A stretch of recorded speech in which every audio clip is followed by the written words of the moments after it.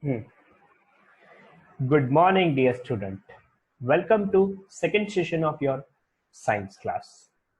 In the first session, we already learned two agricultural practices in detail.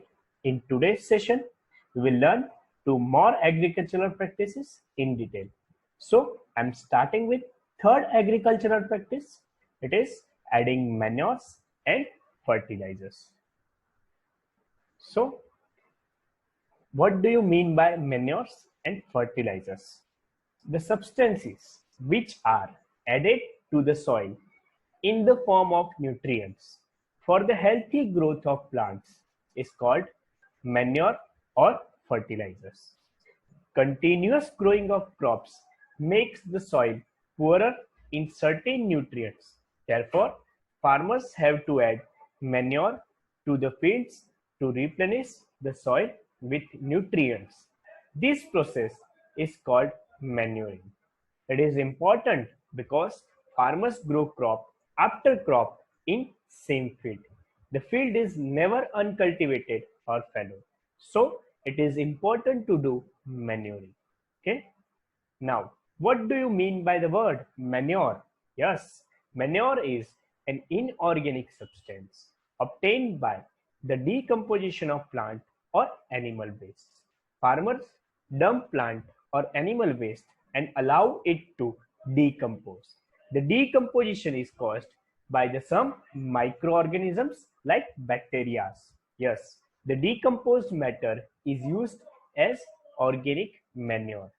And the advantages of manures are it enhances the water holding capacity of soil. Yes, it enhances the water holding capacity means no much water is required for irrigation. Yes, and the second, it improves the texture of the soil means the top layer of the soil, nutrient rich layer of the soil. Yes, the third one is it increases the number of friendly microbes like earthworms. Yes, and the fourth is it makes the soil porous means hollow holes. It has holes. Yes, porous due to which exchange of gases becomes easy.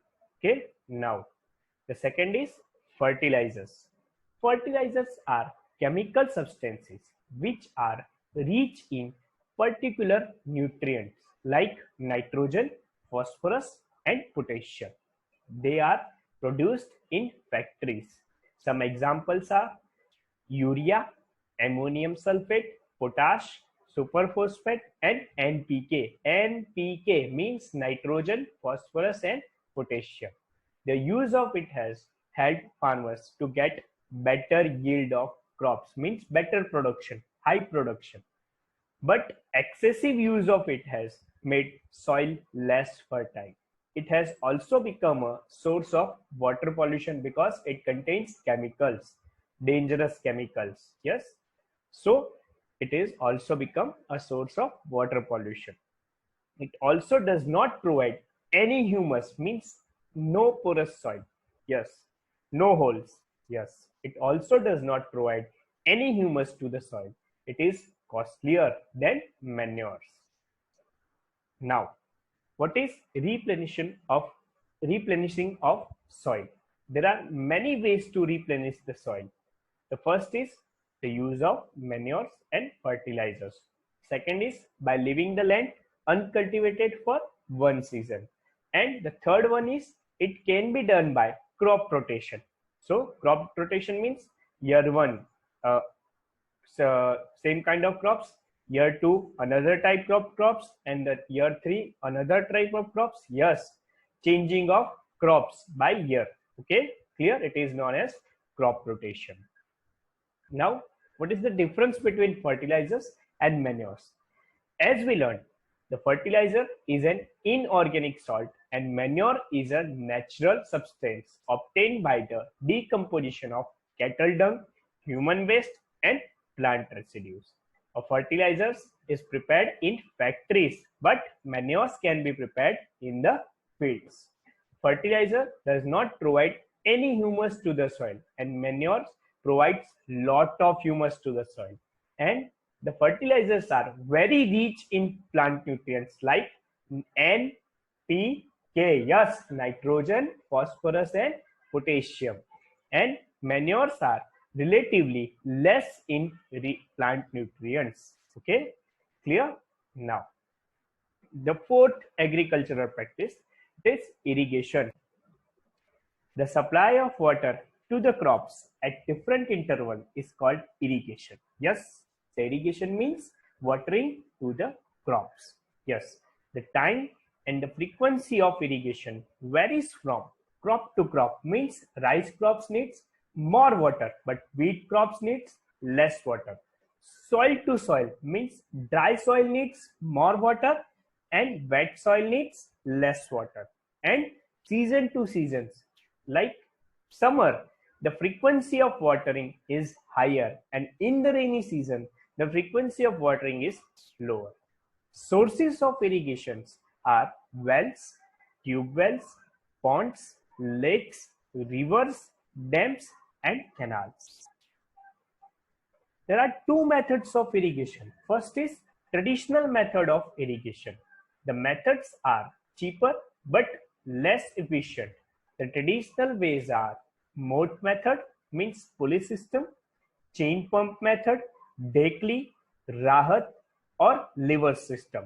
In the Rahat system, pumps are commonly used for lifting water. As you see in figure, moat system, chain pump system, Dekli, and Rahat system. Okay, and the second method is modern irrigation methods. In the modern irrigation method, first is sprinkler system. This is more useful on the uneven land when sufficient water is not available.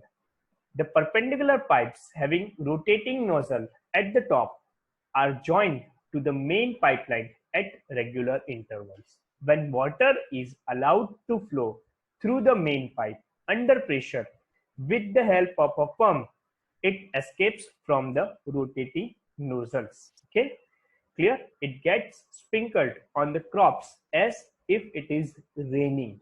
It is very useful for sandy soil. The second method is drip irrigation method.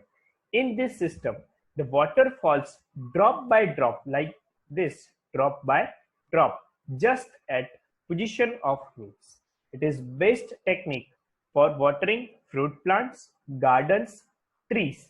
Water is not wasted at all because it gets from drop by drop. It is boon in regions where availability of water is poor. This interesting fact time. Did you know India uses 80% of its surface water for irrigation of agriculture? India holds the second largest agricultural land in the world. It is 157.35 million hectares. And again, loss of water around 60% of water applied in India. Thank you for watching. Goodbye.